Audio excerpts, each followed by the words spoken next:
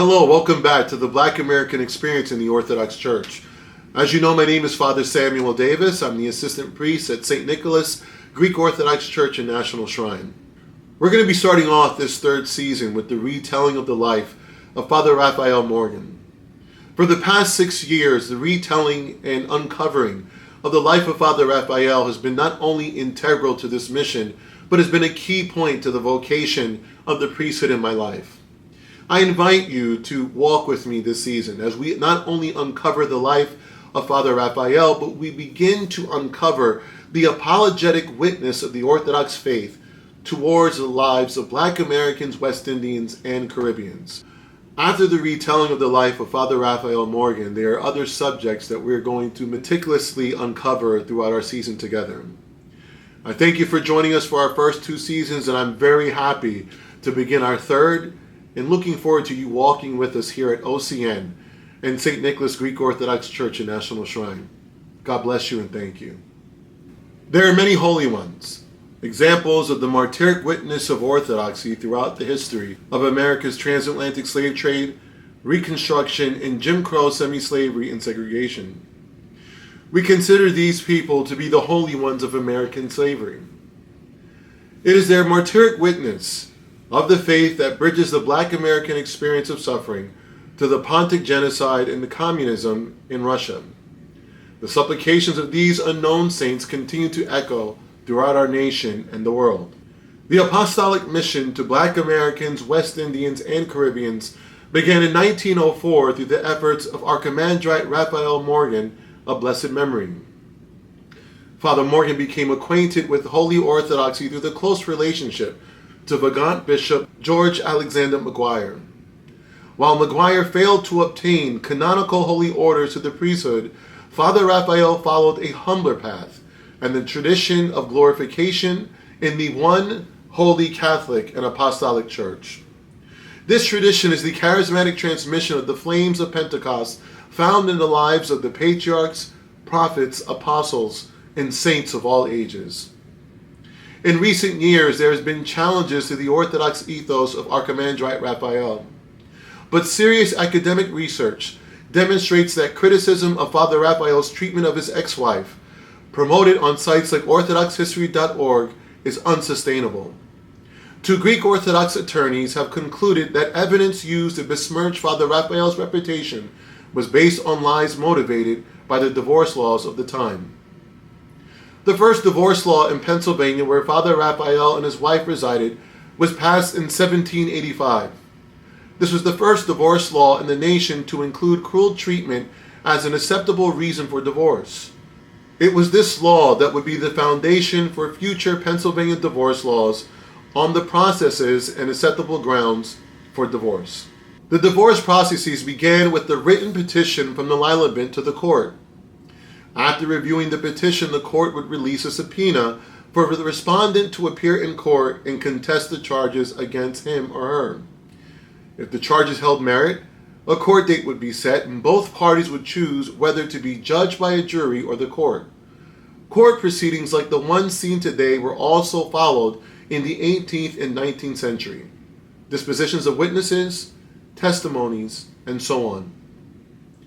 There are 2 distinct types of divorce that could result: bed and board or annulment. With this latter type of divorce, both parties could legally remarry again. The legal grounds for divorce also changed over time. They began with only a few, such as desertion, adultery, cruel treatment, and subsequently expanded to include fraud and felony convictions. The expanded grounds were in the effect between 1785 and 1899. Therefore, there were only 3 causes of divorce to file at the time of Charlotte Morgan filed for divorce from her then husband, Father Raphael. She filed on the alleged charges of cruelty and failure to support their children.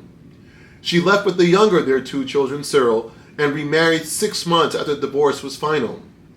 Their older sibling, Viola, remained with her father, and according to her baptismal record transcript from Calvary Episcopal Church, was baptized in a Black American chapel for crippled children, St. Michael and All Angels in West Philadelphia. To examine the development of the law's uncontested divorce in Philadelphia and the matter of the Morgan divorce, I offered the following information. The act concerning divorces and alimony was enacted by the representatives of the freemen of the Commonwealth of Pennsylvania in its General Assembly. This act gave the Supreme Court the ability to grant divorces as well.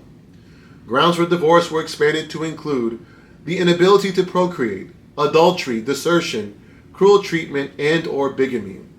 Most divorces granted were restricted to bed and board, a legal separation, but the legislature also allowed for complete annulment.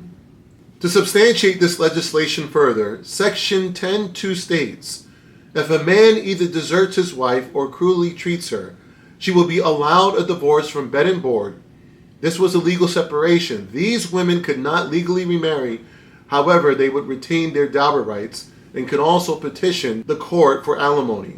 Relevant to Matthew Namie's argument on the context of Father Morgan's particular situation, the proportion of contested divorce cases has always been comparatively low, 15.4% for 1887 to the 1906 period, and 14.8% in 1922, declining to 11.9% in 1929.